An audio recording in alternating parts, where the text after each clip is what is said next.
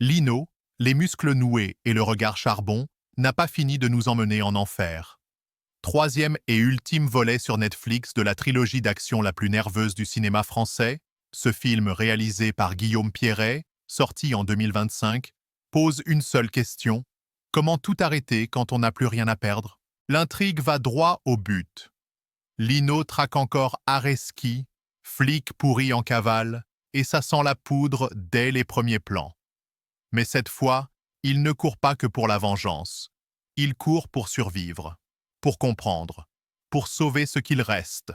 Si quelque chose reste, hein? Autant dire qu'avec deux volets précédents aussi musclés, les attentes autour du film étaient massives. Public chaud bouillant. Peur du volet de trop.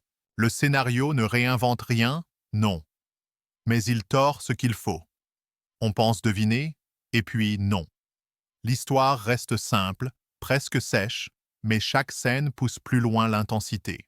Côté cliché, oui, il y en a. Mais Pierret en joue comme un mécano avec ses clés. Il les serre, les tord, les casse parfois. Et visuellement, ça déboîte. Littéralement. Chaque plan est une gifle. Le style est brut, sec, tendu. Une atmosphère d'acier, de nuit sale, d'autoroute fantôme. L'éclairage raconte tout. Des visages dans l'ombre. Des néons rouges comme des plaies ouvertes. Chaque lumière est une vérité qui ne veut pas se dire. Les performances? Alban Lenoir est un bloc de colère et de douleur. On le sent au bord. Nicolas Duvauchel en Areski, glaçant et fatigué. Ensemble, ils tiennent le film. Les autres gravitent, percutent, mais c'est ce duo-là qui consume l'écran. Et la dynamique entre les personnages? Électrique. Ça ne parle pas beaucoup, mais ça dit tout. Des regards, des silences. Et parfois, une gifle.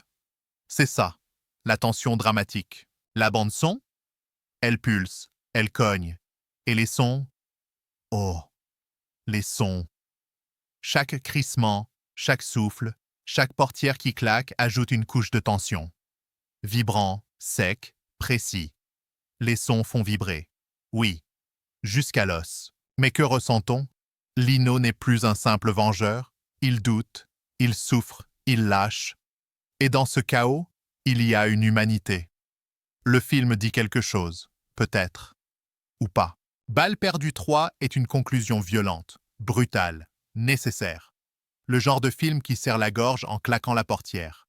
C'est du cinéma sans filtre, sans vernis. Et franchement, ça fonctionne. Note 7 sur 10. À voir, à ressentir, puis à digérer lentement.